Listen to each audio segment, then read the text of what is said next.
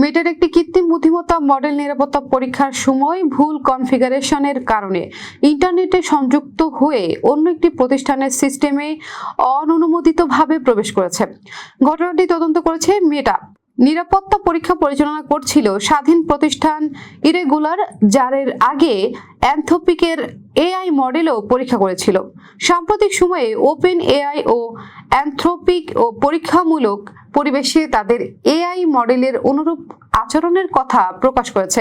যুক্তরাজ্যের AI security ইনস্টিটিউটও জানিয়েছে কিছু এআই মডেল সাইবার আক্রমণ ও ভুয়া পরিচয় ব্যবহারের চেষ্টা করেছে।